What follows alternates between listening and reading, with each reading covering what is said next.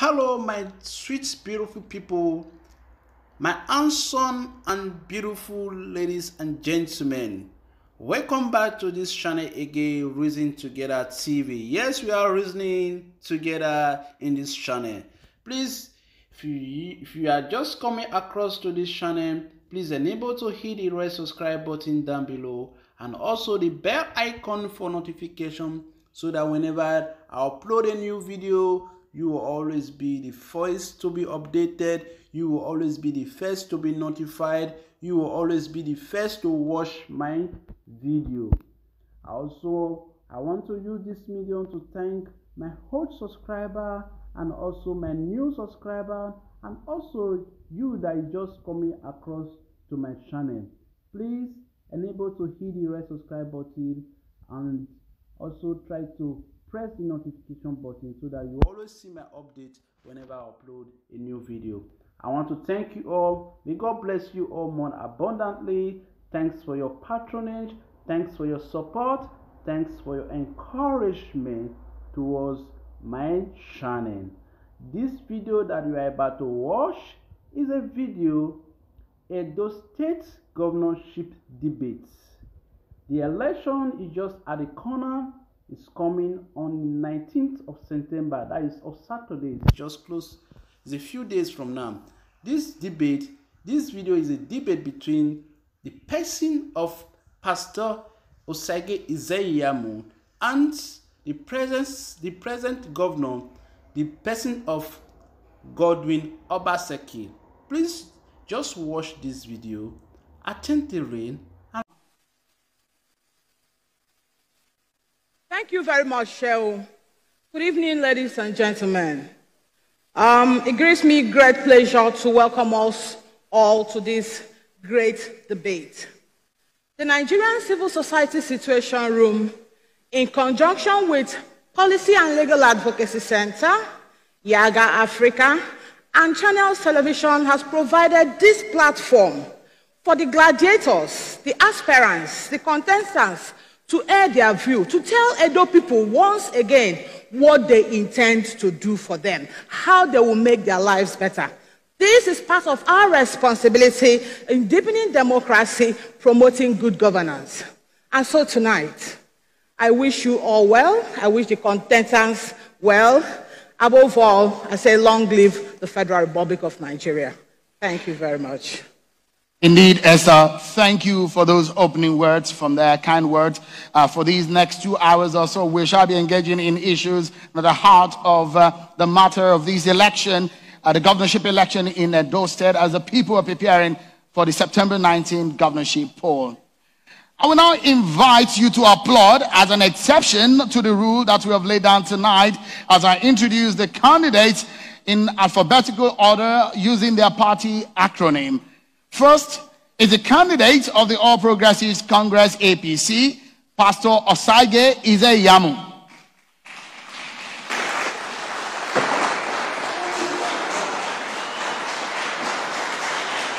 Thank you for coming.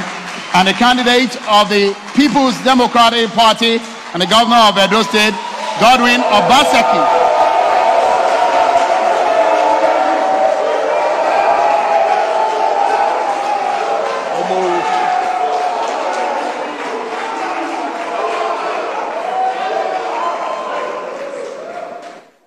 Thank you. That's an exception to the rule. So after now, there wouldn't be any jeering or any applauding as we go forward. Thank you so much, gentlemen. Let's now all rise for the Nigerian national anthem.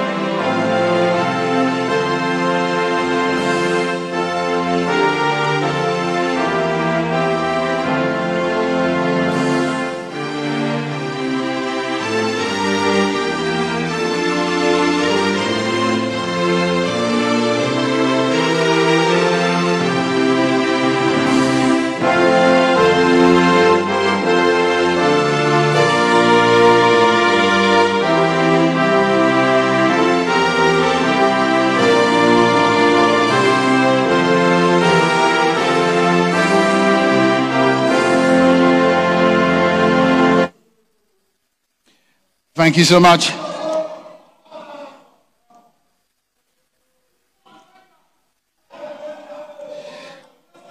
Let's now begin in earnest, and we will start with the opening statements of the candidates. For the opening statement, you have 3 minutes for your opening statement. Of course, I will start in alphabetical order of your party acronym, which the APC, Pastor Osagie, Ize-iyamu, and we shall be asking you or allow you to be able to speak to Edo people and to Nigerians on why you think you are the right man for the job, and perhaps also tell us one thing that you feel is the most important issue for the Edo people into this election. 3 minutes, and tell us briefly about yourself too.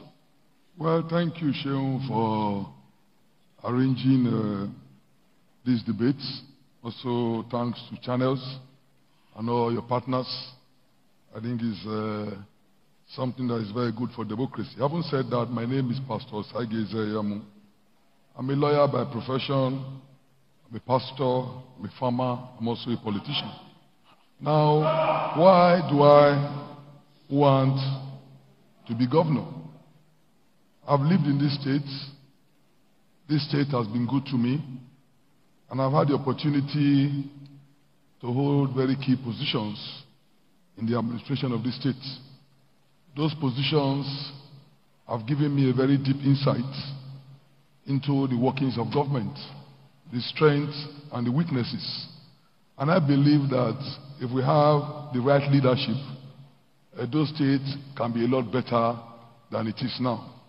And that is why, in thinking about running for office, I've articulated an agenda which I believe is a doable roadmap to bring Edo State on the path of prosperity and development. So, based on my experience, based on my agenda, I think that I will be a square peg in a square hole. And I look forward to the opportunity to be able to turn our state around and make it better. I believe that the past 4 years has not been too good. Edo State can be better. And by the time we come into office, by the grace of God, November 12th, we would be able to hit the ground running because we have a clear-cut agenda and we know exactly what to do. Thank you. Thank you so much, Pastor Ize-iyamu. The candidate of the PDP, Governor Godwin Abaseki, your 3 minutes starts now for your opening statement. Thank you very much, Sheon. I give thanks to God Almighty and to the people of Edo State that after 4 years, I'm back here to talk about what I have been able to accomplish for the people of Edo State and what I intend to do when given the opportunity to continue. The last 4 years have been one in which we have made remarkable and fundamental changes in the social, economic, and political life of our state. In the last 4 years, we have brought out possibilities. We have shown that it is possible to have a society where democracy truly thrives, a society where you can use the instrument of democracy to change lives, build infrastructure, reorder society, and give hope to the downtrodden. The last 4 years of my stewardship has witnessed remarkable changes and improvements in the physical space and infrastructure. In the social space, we've reformed and revamped the educational system and the healthcare system. We have introduced a new mantra for governance, a new way of doing things, a new way of spending public resources and being accountable to the people of Edo State and not a clique. The last 4 years, God has given us the opportunity and His grace to withstand with fortitude, all the pressures that stood in the way of the changes God has helped us initiate in our state. And we're very proud because our records are there to speak for themselves. I did not nickname myself Wait and See. It's the people of Edo State who decided that they will give me the acronym Wait and See because of the dramatic changes they have witnessed in the last 4 years of the life in the state.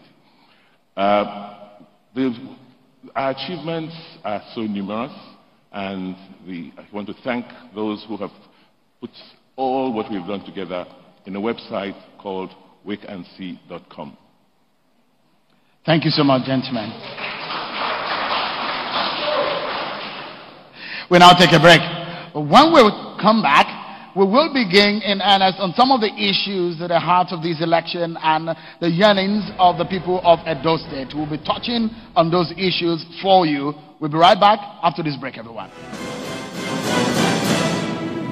Thank you so much, everyone, for staying with us right here on the Edo governorship debate. We'll be joined also by independent Nigerian broadcasters. Thank you so much, everyone, for queuing in, and also the local TV and radio stations. Let's get back to talking about what really matters to the people of Edo State. And I think it's very good for us to start with the issues of economy.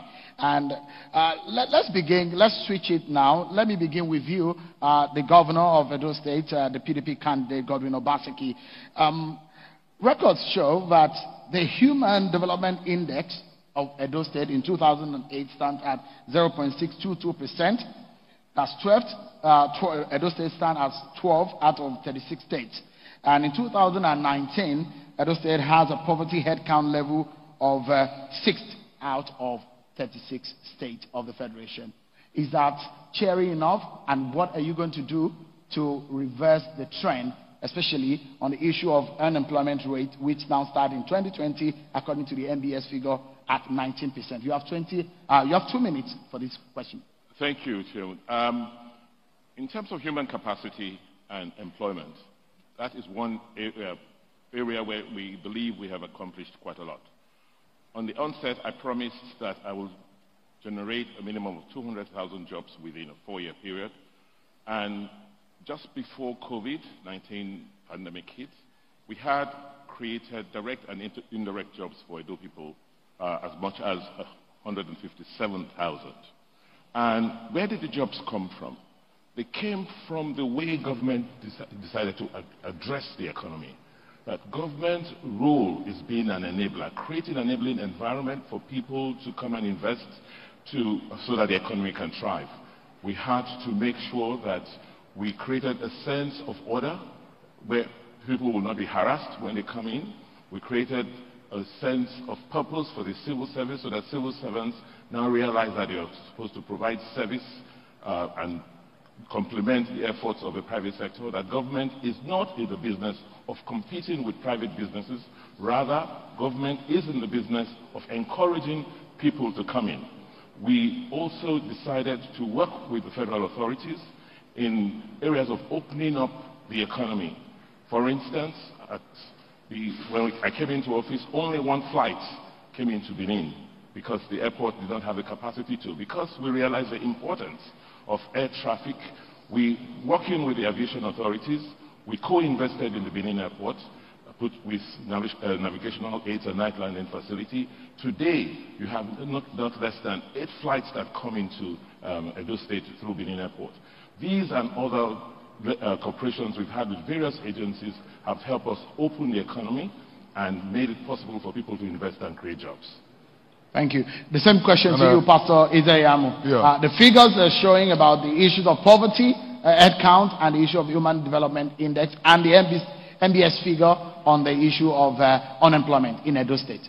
Well, it is sad when governments that should be accurate with figures begin to falsify figures. If it is true that we have been able to have the number of jobs that the Edo State governor claims, our IGR will not be where it is. There will be a significant leap. But I'll tell you, and they know it, it has stagnated. What they call jobs are people who are trained.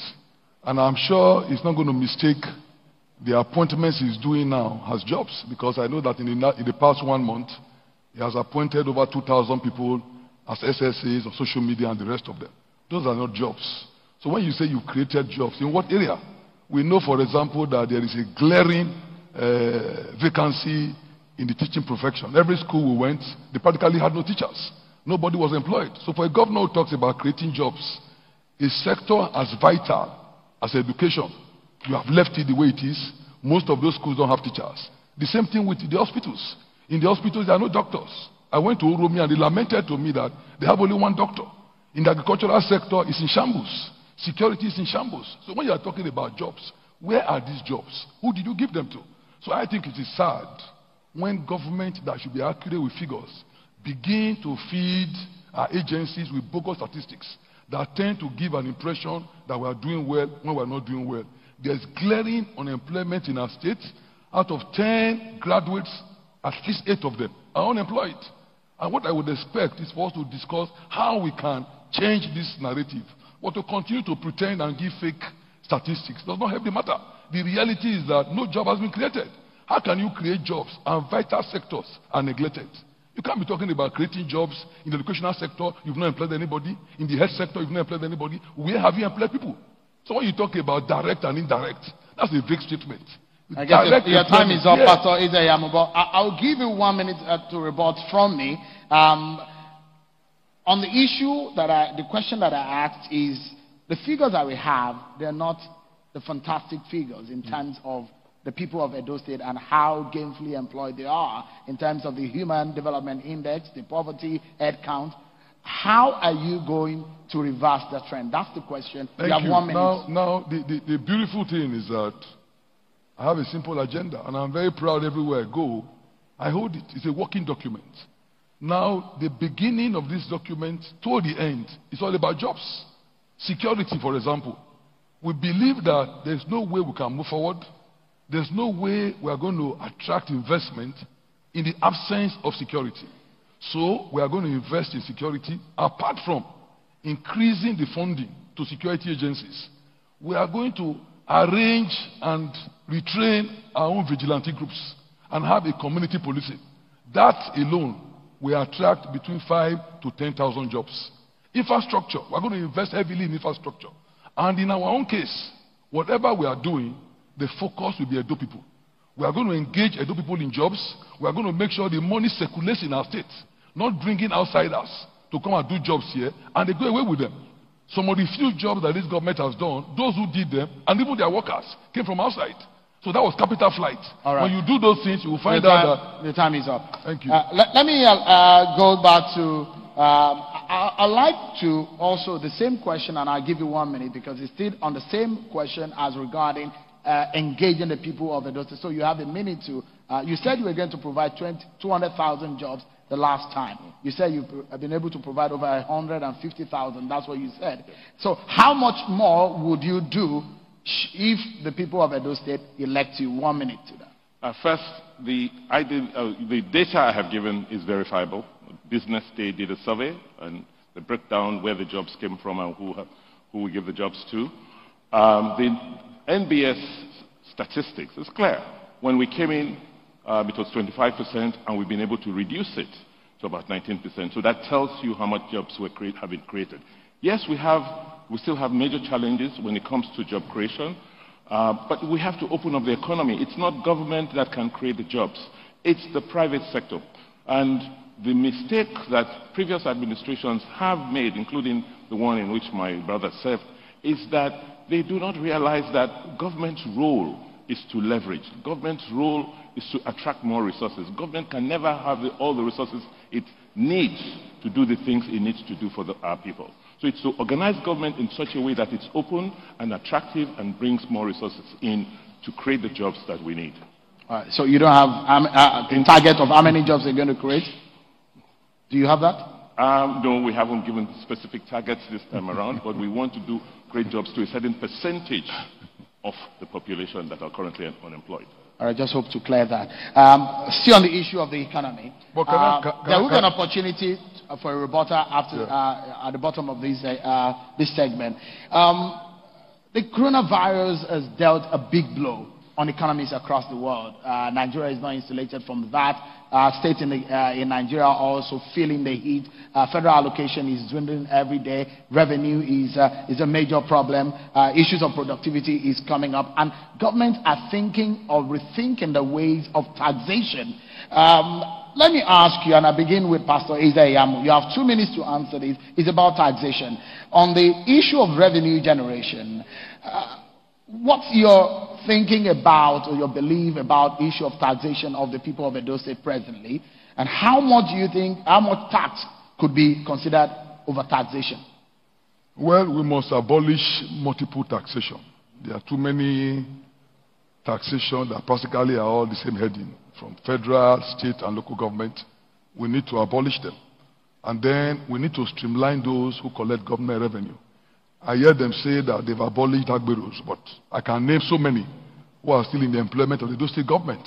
And most of those money is going into their pockets. So I think that that should change. Then, so many people are not in the tax nets. I believe that when they begin to see what government money is being used for, I think that many of them will willingly subject themselves to the tax net. Again, if you look at the situation in Edo State, especially in the cultural sector and so many areas, by the time we do the kind of investment we intend to do there, I believe so many of our people will come into the tax net. So what is important is diversifying our economy. When you do that, you bring in more people into the tax net, and of course the revenue will go up. But I do not also believe that because we are looking for money, we must maintain a very high tax level. I don't believe that companies operating in our state should be taxed to the level where they go into extinction or they collapse. So we need to interface with them, we need to engage them. If they are doing well, of course they will pay their taxes. But we are going to interface with them to the extent that in whatever way we can support them, and that's where the public-private partnership comes in. In whatever way we can support businesses, help them to grow, we will do so. I believe if you have a better relationship with your people and with your private sector, you will find out that taxation will go up on its own without necessarily even increasing it. For now, I just believe that no new thing has been done, no innovation. All they have tried to do is increase taxation, or because of election, relax on it. But basically, you need to create the environment that will make more people come into the tax net. Thank you, Pastor Ize-iyamu. Your time is up. Same question is your turn, Governor Abaseki. So, if you analyze the tax structure of the state, you realize that payee, the pay as you earn component, it accounts for the largest proportion of tax, which means that you only collect money to tax people who have earnings. So what we've done is to try and expand that net and try and bring a lot more corporates, a lot more people who have businesses into the formal sector so that we can have data on how many people are employed and therefore get them to comply by paying their taxes.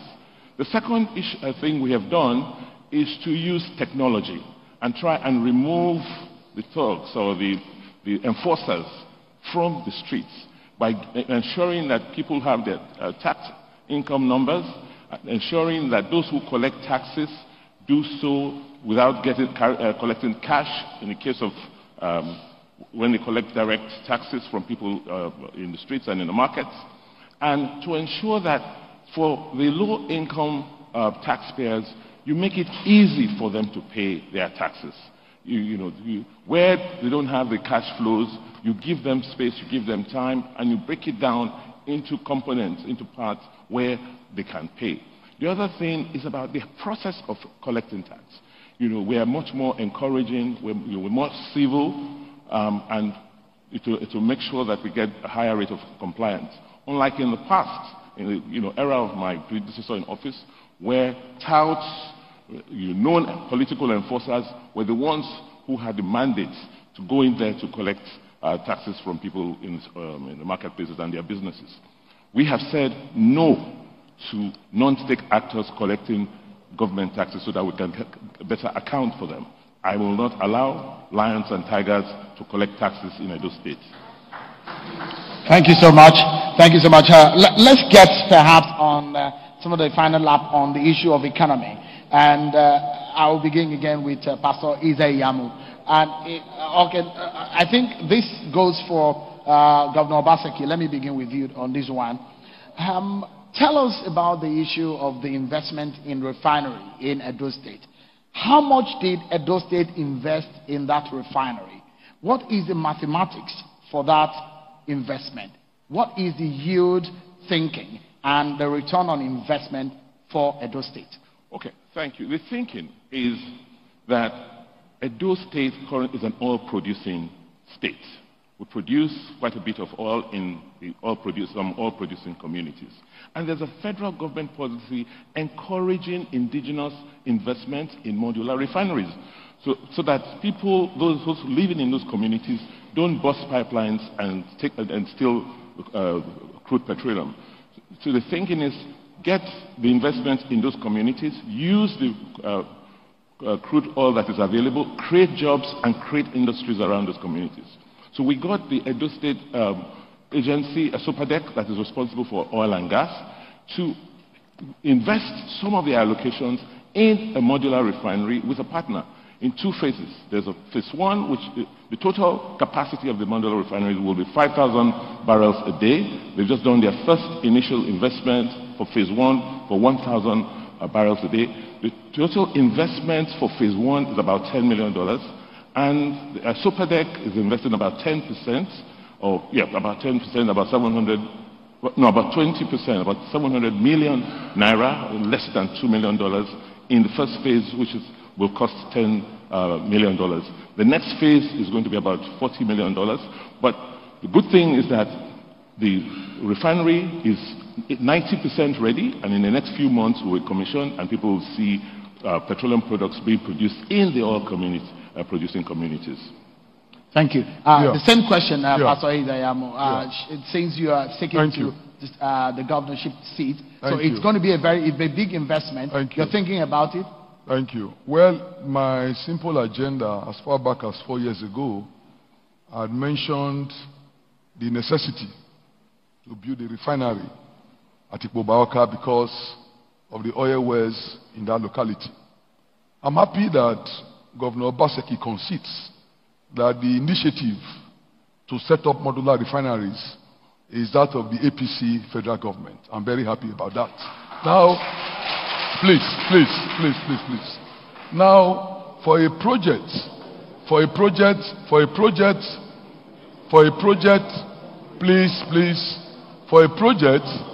that the state government lays claim to, your question was very relevant. What is at stake in that place? I know that the initial capital is $10 million. It will interest Edo people to know that our investment there is just 700 million naira, which is less than 1% of the share in that company. That to me does not show seriousness. And for a governor who tells us that he's a financial expert, it either means that he does not believe that that project is worth it, or for some reason he has not shown interest. So I'm surprised that a project that the state government ought to have capitalized on and put some serious investment, because what is giving or what they gave as capital in that project is exactly what is collecting as security on a monthly basis. And that investment is for the 3 oil producing local governments of Ikpobaoka, Oriomo, and Oviano. It is not for Edo State. Edo State did not invest a copper in that project. And I'm surprised when I see the governor trying to claim credit for a project that is not his own, and for a project he has not leveraged on to ensure that Edo people will benefit from it. The oil sector has been deregulated. One would have thought that this is an area where you need to put some money, but unfortunately it was not done. So again, it's another good example of a good project, but the governor has missed the opportunity to get the state involved. All right. Still stay on the issue of economy. I'll come to Governor Abaseki. In 2016, the local debt was 46 billion naira, but in 2020 it has gone up to 82 billion naira. Is this sustainable? What are you looking into ensuring that the state does not go into unmanageable debts? Well, let me make the point very clear that in terms of debt, we have not taken that proportion of debt as a government since 2016. What happened?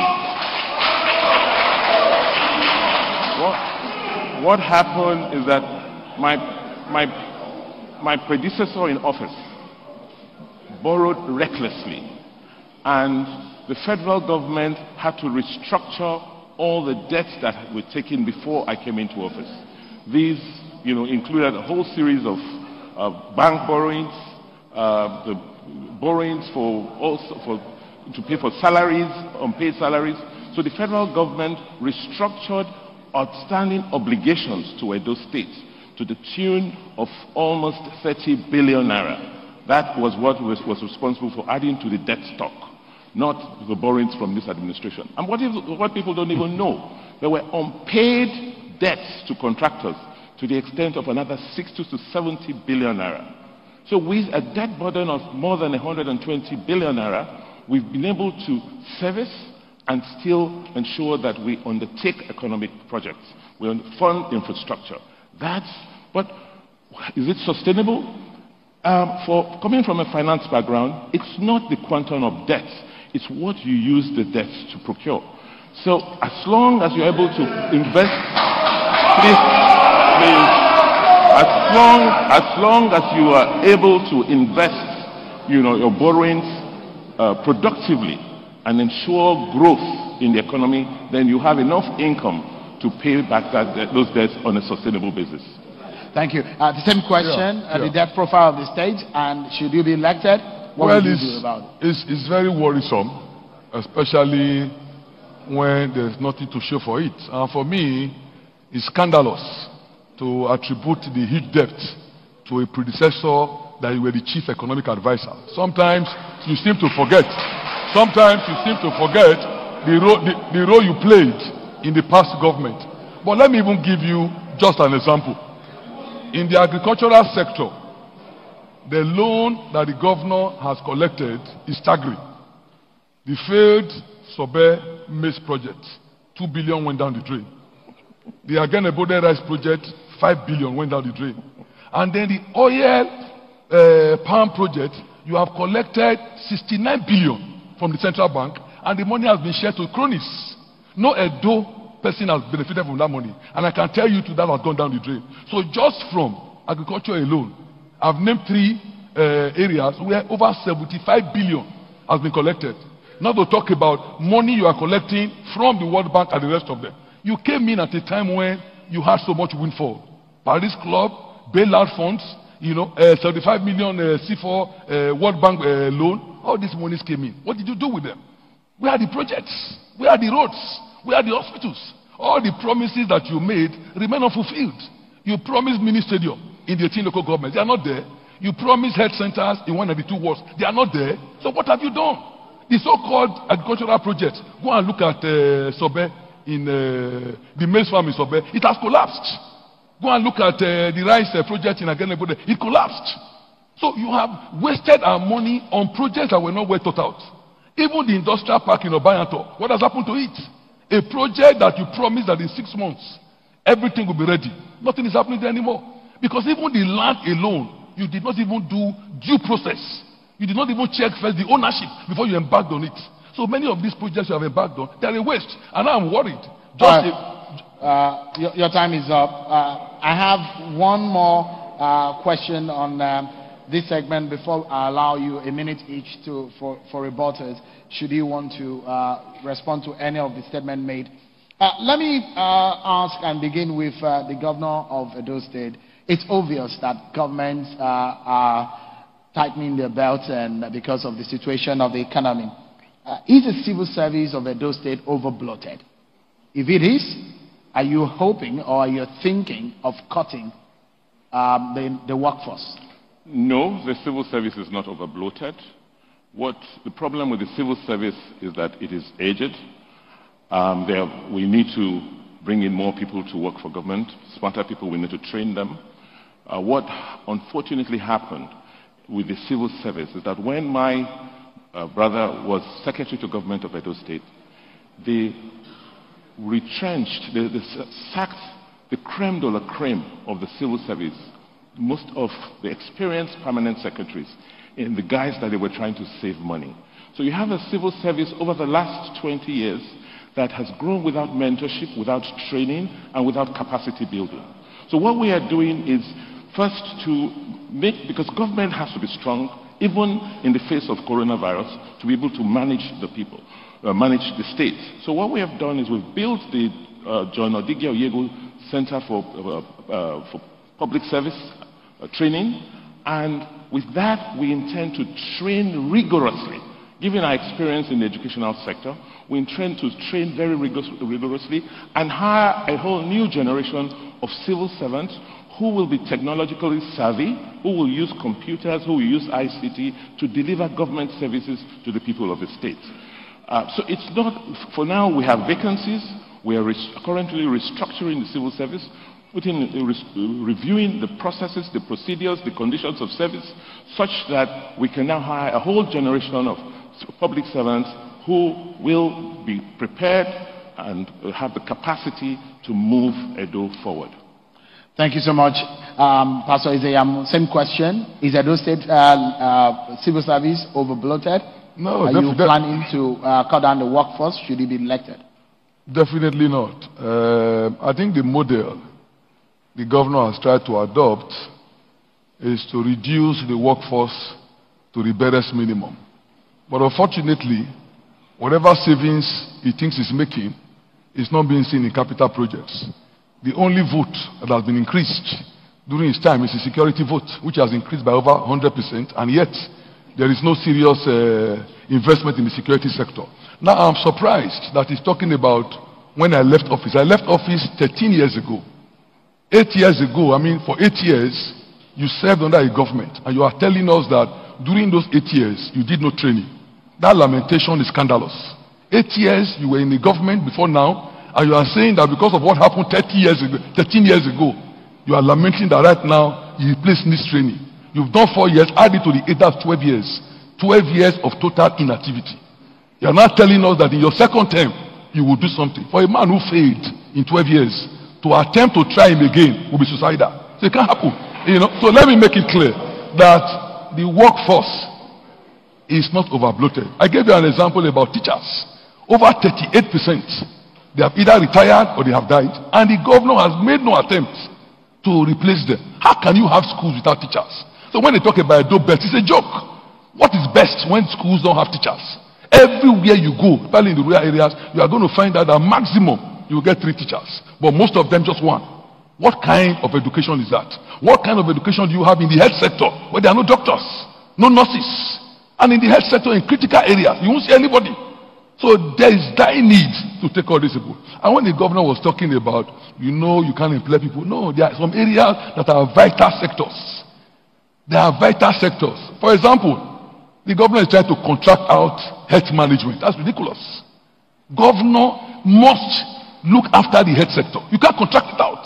The same people you have carried now. Your time is up, Pastor Ize-iyamu. So we will conclude this segment on the economy, and I'd like you 1 minute each. Should you have any rebuttals for anything any of you have said in this very segment? Shall I start with you, Governor Abaseki? You have 1 minute. Thank you. I believe the challenge my opponent or my brother has is that it's a thinking about government. That thinking is changing globally, and it has to change locally. Edo State at best earns about 100 billion naira per annum. With 5 million people, it means that budget-wise, you can only spend a maximum of about 20,000 per citizen. What is 20,000 per annum per citizen? So the thinking has to change such that 100 billion you earn, you should be able to attract multiples of that into your economy so that there's more wealth and there's more availability for your citizens. That is where the fundamental problem is. Another problem they have is that you just can't come to a debate and mouth things and talk about issues, mostly forgetting that we are in a technology world. Everything you say can be Googled and the facts found. So I just want to advise that, when you talk in general terms, understand that these people can just Google and find out the facts. All right, your time is up, Governor Abaseki. Pastor Ize-iyamu, you have 1 minute to react to any of the things that you have interest in. Well, I think that in the past 4 years, the economy of Edo has been mismanaged, has been plundered, and all the huge amount that we received at the inception of this administration has practically left our state without any serious project to show for it. I've looked at the agricultural sector, there's nothing there. I've looked at industries, there's nothing there. And all these areas I'm talking about, I can mention to you huge amounts that were spent in them. We had the opportunity, when allocation was good, to diversify our economy. The governor made what I might call a very lame attempt, and it failed completely. And today, we are in a very sorry state, because we had the opportunity to enter into areas that would have brought in revenue. During Christmas, for example, people were going to Abaseki to bring rice. They were going to Kebbi to bring rice. What were they coming? Pastor Ize-iyamu, thank you so much. Your time is up. So thank you. We'll take a break. And when we come back, we'll talk more, this time around, on security, health, and education. These are important issues for Edo people, especially in these elections. We will be right back, everyone. Join us again. Thank you so much, everyone, for staying with us. We're live for you from Benin City, the capital of Edo State, for this Edo State governorship debate. Thank you so much, gentlemen, the candidates here on the stage tonight. Let's go into the issues of security, education, and health. Let me begin this time around with the candidate of the APC. The issue of cultism, thuggery, and violent crimes are major source of worries in Edo State. Should he be elected in the first 100 days? This assumes some kind of emergency. What will be your immediate steps to stop all of these kind of crimes? Well, security is the first item on our simple agenda because, one, the insecurity in our state has reached an alarming proportion. And without security, nobody, including even our own indigenes, will want to come and invest their money in our state. So we intend to invest in security. We believe if we do so, a lot of things will change. I mentioned just now, for example, that the only thing I know that the governor has increased the vote significantly is security vote. I have no problem with increasing your security vote, but I would have wanted to see some corresponding increase in the level of effectiveness in security issues. Unfortunately, the pittance that the security agencies get is still what they get. In the past 4 years, I've not seen any investment in the security sector. When I was in government, and in fact, when so many people have been in government, I've seen huge investment, buying vehicles, buying radio equipment, giving them money to motivate them. But that has not been there in this present arrangement. Even the vehicles I saw, they are pathetic. If you see the kind of cars that the so-called security outfit they have, are not even cars that can go through a terrain. So certainly those are not vehicles meant for crime fighting. We have not invested in security. Technology also comes in. We have not invested in it. We are perhaps one of the few states in the South-South that have not invested in trackers. These days we can even invest in drones to be able to detect many of these things. Now, when you invest in security, the issue of cultism, the issue of thuggery, the issue of violence, you can tackle them. If the police are well motivated, a lot of things will change. Then one thing we had in the past, which also checkmated all this street fighting and the rest of them, were vigilante groups. But those vigilante groups were financed by communities who are no longer so buoyant, so they can't finance them. So because of that, many of these vigilante groups are practically gone to sleep. Your time is up, Pastor Ize-iyamu. Governor Abaseki, it's your turn. Same question. Thank you, Sean. First, let me correct the notion. Our security votes is perhaps one of the lowest since I've been associated with the Edo State government. It's less than 5% of our total budget because, you know, we have so many other commitments. But that does not mean that security is not critical and pivotal. What we have done is to rethink security and create a new security architecture for the state. I'm grateful that we have the person of the IGP, person of Adamu Mohammed. As AIG Zone 5, I have the privilege of working very closely with him to redesign the security architecture of Edo State. We're realizing that security is in the exclusive list. But the state government, the responsibility and burden of security rests with the citizens. We try to create a hybrid where working with the federal government, within the state, you can now create your own structures and layers of security that will support what the federal government is doing. That led us to creating an outfit called POWOV, the Public Works Volunteers, where we have about 3,000 young men and women who were hired in their wards and who have been trained and given uniforms to help keep public order and provide intelligence, local intelligence on what's going on in that area, and we use those, feed that intelligence into the federal security network. It's working. The situation would have been much worse. We were able to tame a lot of the cult groups and a lot of the touts in town. And this election really is going to be a verdict on how we move, how we deal with security going forward. The bulk of the lions and tigers around the APC today represent, bulk of those cult groups who believe that if the APC government wins in Edo State, then they will not have their sway in our state. But by the grace of God, that will not happen. Thank you so much. Let's also look at the issue of kidnapping. That is also worrisome within, not only in Edo State, within the region, the South-South region. Specifically, what would you do? Because that's another thing. Wealthy citizens of the state and the non-wealthy citizens of the state are being victims of kidnapping. What in specifics would you do? Within the first 100 days, should you be elected as governor? Thank you. Kidnapping is quite high in the states. The governor will tell you that not too long ago, even the commissioner of his was kidnapped. And there's on and on and on and on. But the truth about it is that we are not showing enough concern. I'll give you an example. Most of the people who have been kidnapped on Bini-Auchi Road, they will tell you it happened at a place called Urokusa. That is where most of the time people come out and kidnap them. If I were a governor, I will mobilize the Nigerian army to flush out the forest.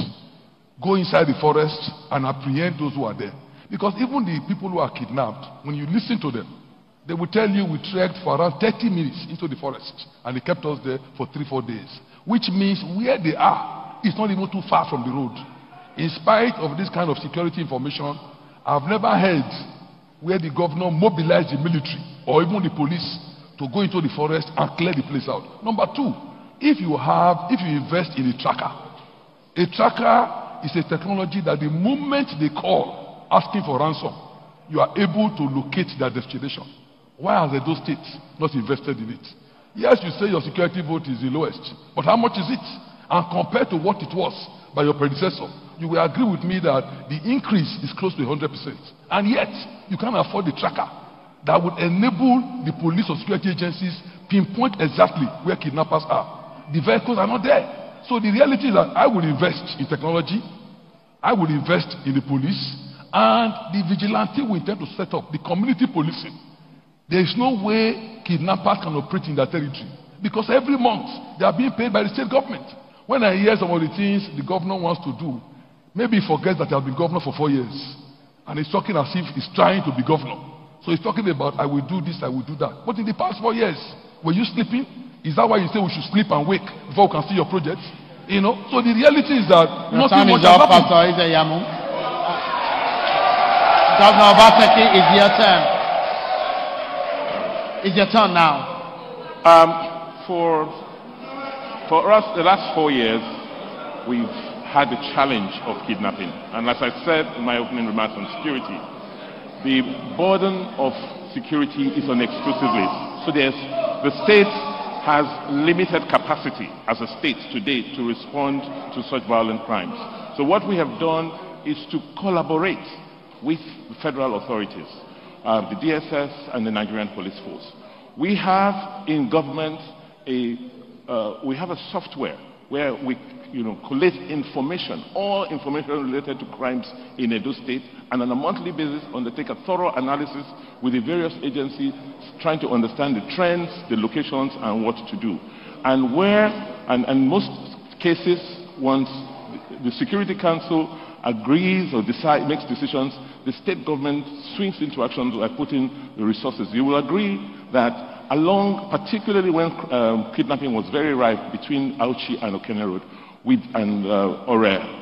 Ofosu and Okada and Ofosu, we deployed the services of the state government of contractors to clear the sides, the bushes around the roads from which the kidnappers, come in to stop vehicles.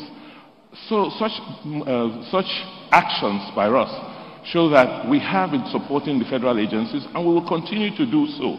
By the way, we have a tracker in Edo State. We purchased. It is a security matter, so I'm not going to sit here to tell you how much we have invested in security. But it's a security is a national challenge. And as a governor, whether an APC or PDP or a governor from any other party, I think that once you're sworn to the Constitution, we must all come together, work with the central authorities to provide security for our citizens. All right, there is a very trendy action by government. It does look like state governments are taking action into their hands in terms of securing their state, and regions across the country are also taking up these. We've seen a Amotekun initiative in the Southwest region. Pastor Ize-iyamu, you have 2 minutes to tell us, would you be setting up a state-owned security apparatus, and what are your views on issue of state policing? Well, I think it's something that we must work, we must do, but in collaboration with the federal government. We'll consult with them, we'll seek their approval, because if you look at the personnel deployed to our states by the Nigerian Police Command, you will know that it's grossly inadequate to cover our borders and cover every part of our states. So we must complement them by community policing. I know people have fears about such police being misused. Well, that is why I said we might need to dialogue with the federal government. But we need a complementary force. It was there before. The vigilante you are looking at is more or less something like that, but not organized. But this one will be organized, they will be trained, and we'll monitor them, and we'll pay them. It does not make sense, our youths working at night to safeguard our state, and we just leave them like that. So for the first time, we are going to work out stipends that we will give to them on a monthly basis. I believe that the state police concept is not bad, but there are gray areas that we must tackle with the federal government, and by the time that one is done and approval is given, yes, Edo State will do it. But for the time being, we are going to invest in community policing. We are going to streamline the activities. We are going to organize them so that every part of our state will be safe for our people. Thank you so much. Same question, your turn, Governor Abaseki. Thank you. I believe that state police is required, and that the logic of our federation, the logic of our presidential system, means that policing or security, just like most other services, have to be, cannot be exclusive to the center alone. You have to have policing at every tier of government, federal, state, and local. That is what happens in most federations. What we need to do is to address the fears and concerns of misuse by the different tiers, but that we should not have. It's no longer an issue for debate. We currently have local policing in some form. I think what we're trying to do, working with the new Inspector General of Police, is seeing how we can create that alignment. So I'm glad that we've been able to submit a list for community policing to the police authorities. We are reviewing that list, and it is just the first phase, because you cannot police every part of this country centrally. It also makes sense that even the localities police themselves. That's how they have come up with the concept of vigilantes. What we need to do is formalize them, streamline them, and then make sure that areas of conflicts are reduced. As a state, we currently are doing that. Every month, we set aside 1% of our allocation for security and for health. 1% for security and 1% for health. And that amount is to support efforts at local policing. We have the POWOF, as I said, and we also have what we call Wabai-Zigan. We've invested in the Wabai-Zigan scheme, where we've pulled together the various federal agencies into one scheme for effective policing of our communities. Thank you so much, Governor Abaseki. On this leg of the security, there's one quick question I want to chip in. I'd like you to answer in a minute each before we move into some other very important issue as health and education. And that issue is about human trafficking. Edo State, of course, we know human trafficking is a crime, but Edo State is once known as a home for traffickers. In specific, Pastor Ize-iyamu, should you be elected, what would you do to human traffickers if they are apprehended? Or how do you hope to go after human traffickers so they do not soil the name of Edo State globally? 1 minute, please. Well, it's regrettable that Edo State is being stigmatized by this issue of human trafficking. The federal government has set up an agency, and I think they are doing their best. I also believe that if we make the home environment more attractive, create jobs, and halt rural to urban drift, you will find out that these human traffickers will not be able to get people to take away. But certainly there are laws, and these laws have to be enforced.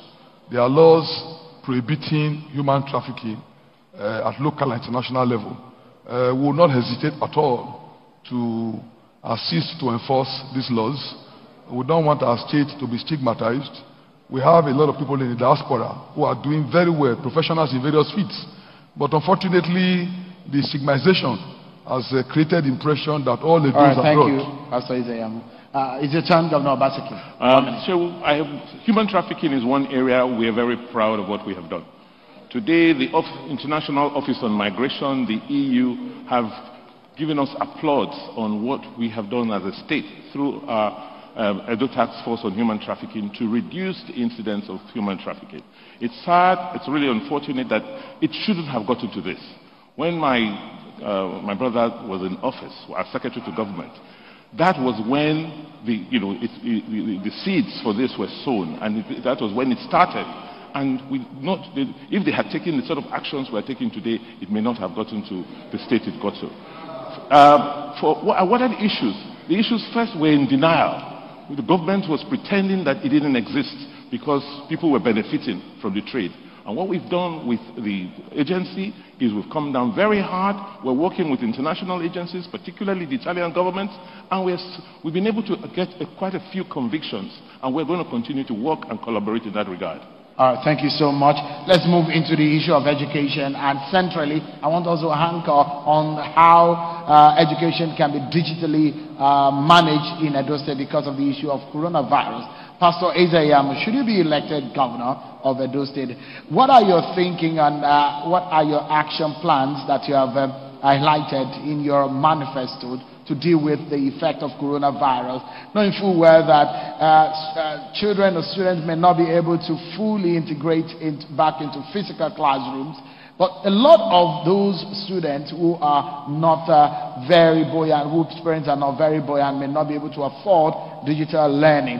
What would you do immediately, because another academic session has begun? 2 minutes, please.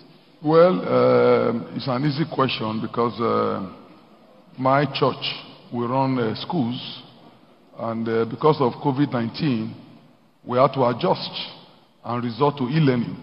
I think that is the way to go. It's clear now that nobody is sure when this pandemic will end, and we cannot keep our children at home indefinitely. So we need to resort to technology to be able to teach them, and that's what we are doing. It also means that we need to really invest in technology in our schools, primary, secondary, and of course, tertiary level. We also need to train our teachers. I agree that Edo State government appears to be trying to train teachers, but unfortunately, the only thing I find funny about it is the cost per training. Edo State is training one teacher with 1.5 million. And if you look at the statistics of the governor said they have trained 11,000 teachers. That will mean they have spent over 16 billion on just training teachers. But this training, how has it impacted our children? That's another issue. So for me, though, we need to put up a couple of experts, look for how we can vigorously go into e-learning in all our schools, even the ones in the rural areas, ensure that this pandemic do not disadvantage them when it comes to education. So we are going to do that, and that is something that we can actually start in the first 100 days. Governor Abaseki, it's your turn. Thank you. I'm sure you'll see I'm smiling. I wish I had the kind of monies that my opponent is talking about. I mean, we'll do wonders. 15 billion to 20 is a lot. But talking a lot more seriously, we thank God that we took certain decisions to reform our educational system very early on in the life of our administration. I want to pay special tributes and thanks to the chairman of our State Universal Basic Education Board, who, we got in. Thank God I listened to my instincts, because my predecessor in office, Godwin, did not want me to employ that woman. She came in, and we have transformed our basic education system to the applaud of the whole world. I mean, Google Edo Best, and you'll be amazed at what the responses you will get. What have we done? The concept of Edo Best, the logic of Edo Best, is using technology to teach the children, to give the teachers a technology aid, a tablet where their lesson notes are loaded, where enough data is put in, and they are trained on how to teach children. That platform has been so useful that we didn't know that coronavirus would come. But with coronavirus, we've been able to just use that platform effortlessly to extend digital learning to children at home. So the teachers, sometimes parents, now all have access to digital information, to lessons. And I want to also thank communication companies, those telecom companies, who've given us complimentary airtime, so that these children and their parents can connect to the platforms and learn while they're at home. We intend to, continue. We've just been so fortunate. The World Bank Board has just approved $75 million over the next 4 years for us to extend this platform across the state. We have 270,000 children on that platform today, and we expect it to get to about 500,000 in the next few years. Thank you. On the last leg of this segment is the issue of health. And let me begin with you, Pastor Ize-iyamu. Like in Nigeria as a whole, healthcare specialists in Edo State are also in short supply. How would you manage the deficit? The deficit of health workers and health specialists? Well, there are some things you can't cut corners with. You can't cut corners with medical personnel. You can't cut corners with doctors or nurses. You need them. They are essential to run hospitals. Today, if you do an audit of the entire doctors in Edo State Health Management Board, they are less than 200.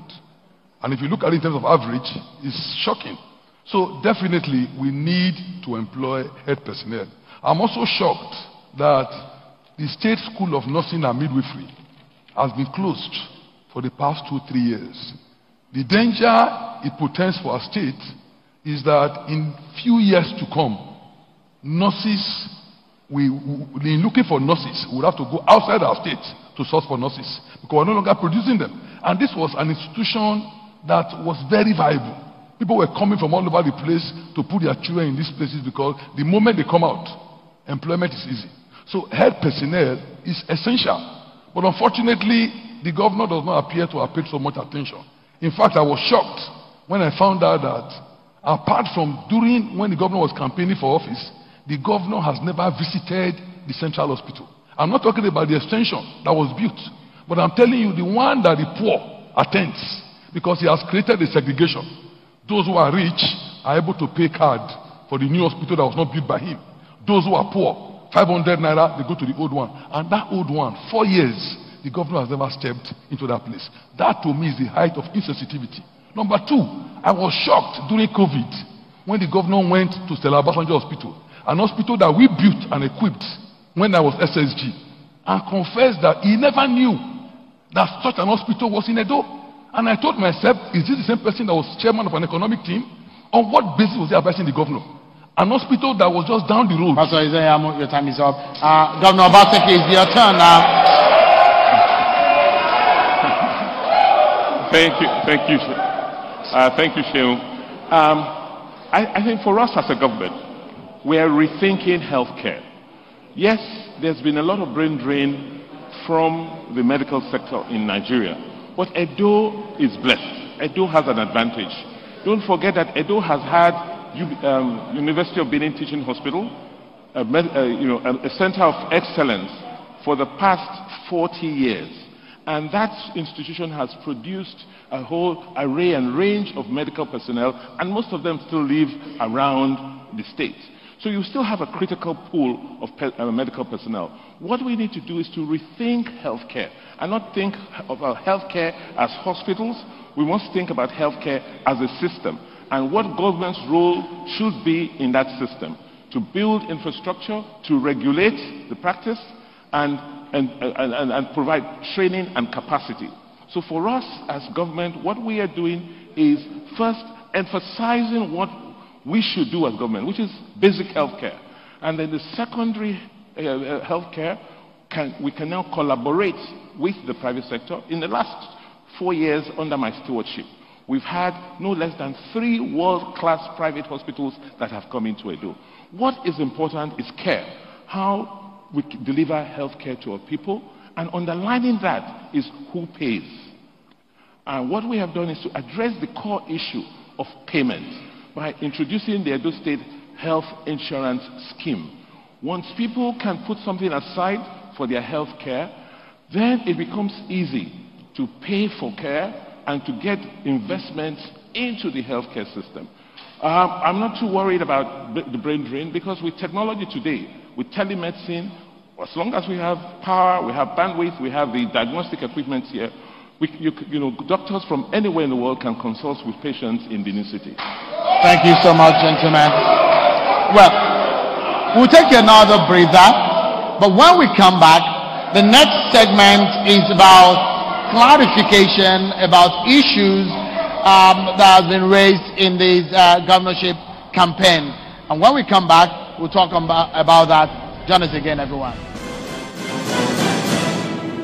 Thank you so much, and welcome back to the Edo State Governorship debate. It's now time for the segment for clarification. There has been some issues on the minds of a lot of people, and it's time to clear the air on some of the issues, conception or misconception during the campaigns. But before we get into that matter, there is one thing that is very crucial, which I wanted us to touch on before we went on that break, and is that of agriculture. This time around, I will begin with Governor Abaseki. What would you do about agriculture in specifics? Okay, let me talk about what we are currently doing about agriculture. We never knew COVID-19 will come. We never knew that oil prices will be affected this way. But we were fortunate, as part of our reform programs, to have started what we call the Agripreneur Scheme about 3 years ago, where we, as government, try to help create the enabling environment for farming and agriculture to thrive. So what we've done is to look at agricultural assets which were owned by the states, places like the Sobe farm settlements, the rice farms in Agenobode, in Subenu, and what we've done is to first help the farmers do de-risk farming. By that I mean first helping them remove some of the risks, such as land preparation, getting the right services, fertilizer, seeds, and the management. But getting people who were never in the business of agriculture to be interested. So today we have approximately 5,000 such people across the states. We have farms in Sobe, we have farms in, like I said, across the state. And yes, maybe the first 2 seasons, you have to go through a learning period. But as of this year, the sort of yield we're getting from these farms, from maize, for rice, have been quite impressive. The other action we've taken after COVID is to have a database of farmers in various communities, and we have our extension workers approach them directly, support them with fertilizers, support them with improved seedlings, but more importantly, support them with offtake, so as to encourage them to produce more. So I go to you and I say, look, what do you need? You need to prepare more land. We'll help you prepare the land, give you the seedlings, and when you cultivate, we give you a guarantee that we will buy back from you. That is now encouraging a lot of our farmers in our rural communities to expand their hectareages under cultivation. Pastor Ize-iyamu, it's your turn now. Well, Farming is one area that I'm very passionate about, and I actually have a farm. But like I said in my opening statement, the agricultural investments of this present government have been a disaster. For example, the Sobe is talking about, they partnered with Saro Farms and spent close to 2 billion. If the governor will be factual with us, and if I were to ask him if that money has been recovered, the answer is no. That money has gone down the drain. The same way the partnership they had with Mistra in respect of the rice in Agenebode, the project collapsed and that money is gone. And my fear is that the 69 billion that they also took for oil palm, if we are not careful, it will go the same way. So the reality is that as of today, what do you know Edo for? There are some states you will say, oh, rice. Some states you will say cocoa. What do you know Edo for? Nothing. So when we say that we've invested so much in agriculture, in theory perhaps, in terms of paperwork perhaps, but the reality on ground is that nothing is there. When I went to Sobe to campaign, deliberately, I went to look at the place. And it was, nothing to write home about. But we are going to invest in small-scale farmers and commercial farming. We believe that farming is the way to go. And with the right investment, the right assistance, our farmers can turn our state to a food bet. And that is what we intend to do. Every part of our state is strong in one form of crop or the other. And we're going to leverage on it. Anegbete, Ilushi, Ekpoma area, those are strong areas for rice. Unfortunately, we are buying rice from Kepi. We are buying rice from Abakaleke. These are rice that we can produce here. So I think that if we invest in all these things, a lot of things will change. Now, when I was going on campaign, I met a lot of farmers. And they told me that Edo State government made them to sign to fill forms. They paid. Pastor Ize-iyamu, I'm sorry. So, I'd like to plead with our audience here, right here, to please stop the jeering and the clapping, because it will impede into the timing of the candidates when they speak. So please kindly bear with us.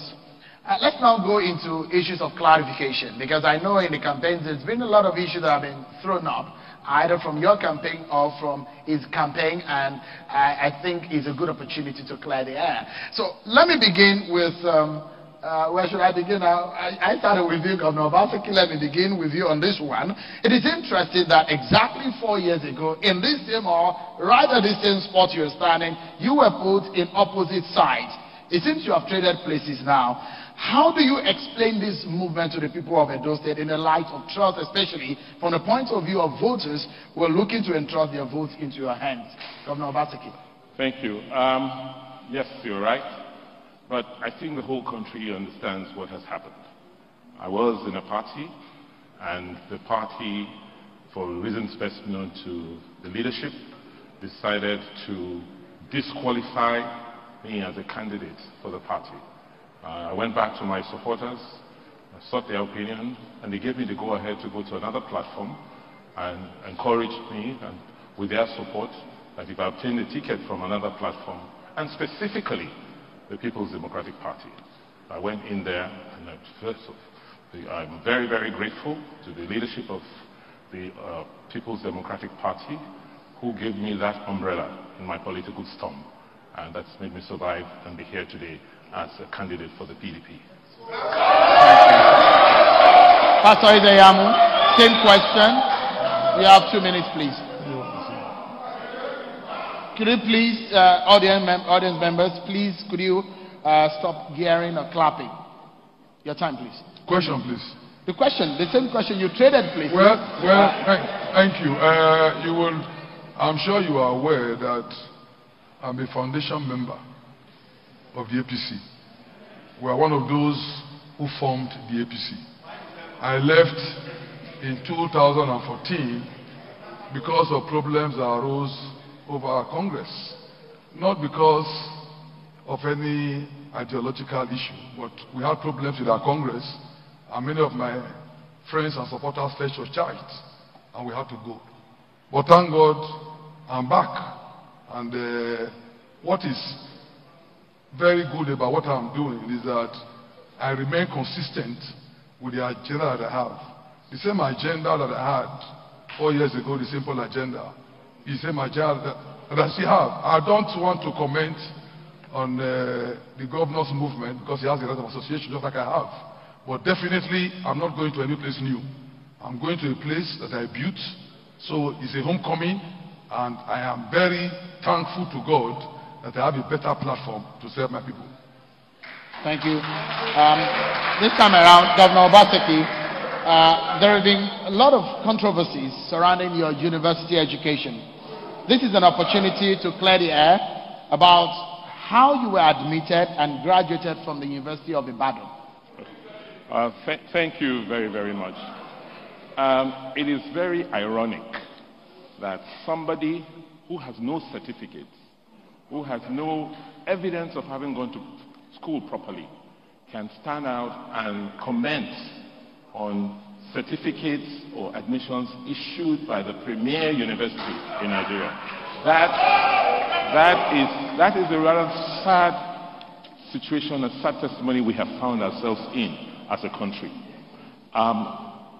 In 1976, when I gained admission into the University of Ibadan, there was no JAMB. So you could either go into university either through prelim or through direct entry by taking your advanced level examinations.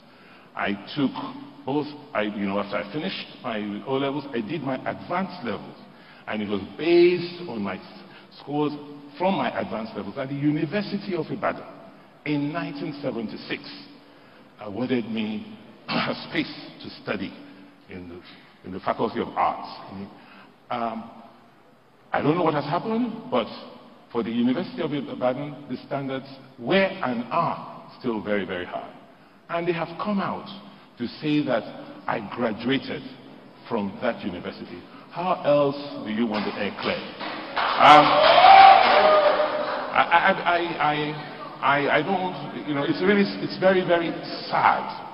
It's a very, very sad testimony that in a country like Nigeria, you find some people who do not have the qualifications, have the effrontery to challenge the qualifications of those who went to proper schools. I think it's sad, and I hope this has cleared the air. Thank you so much. Pastor Ize-iyamu, there have been controversies surrounding your time at the University of Benin vis-a-vis cultism and alleged assault on a fellow student. It's an opportunity to clear the air on that matter. No, I graduated from University of Benin. I was very active in the Students' Union, and my records are clear. People have alleged that, when you were in the school, you did that. But I think they should go to university authorities and find out exactly what was the offense. If you do something criminal, the university cannot even handle it. It becomes a criminal matter.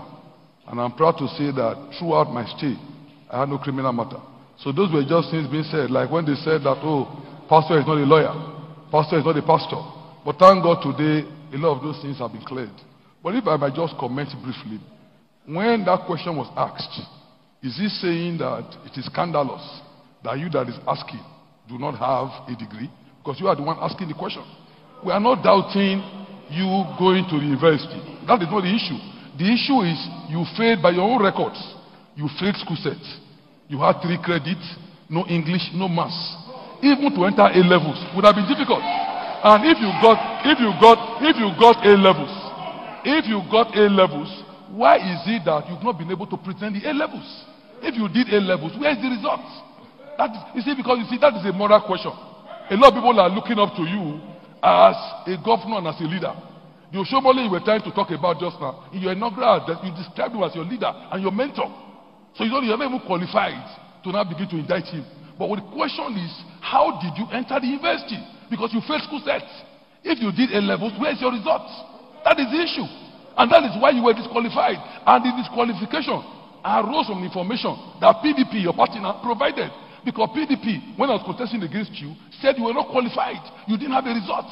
Why have you not answered that question? Where's your result?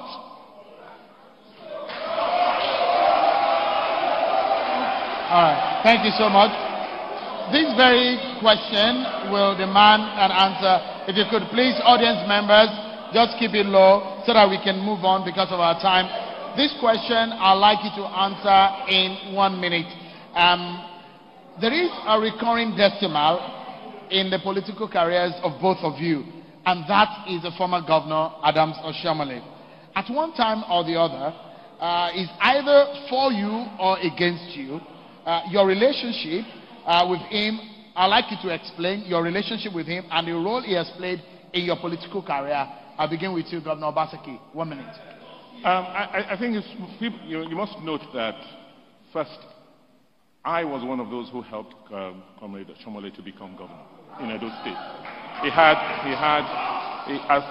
Having left Labour, he had no money, and he didn't even live in Edo State.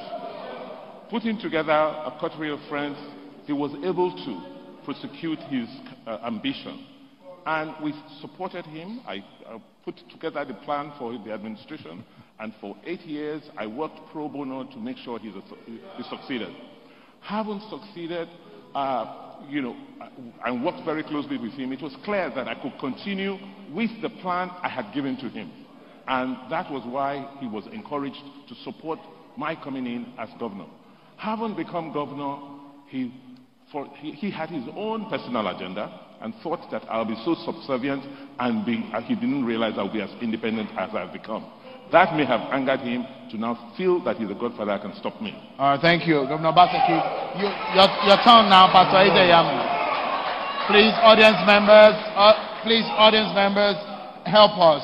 Pastor Ize-iyamu, your 1 minute starts now. The question, please. The question, same question. The recurring decimal in your political career. Former Governor Adams Oshiomhole. Well, I'm shocked that Governor Abaseki, who has never voted in Edo State until his own election in 2016, would tell the world that he more or less brought Oshiomhole. When I heard that they claimed that he raised the money, I laughed. And the first time I saw Oshiomhole, after a long time, I asked him. The reality is that the money Governor Abaseki brought for Oshiomhole's election, his own contribution was 100,000. And the entire amount was not up to 10 million. We know how we raise money for Comrade Adams' election.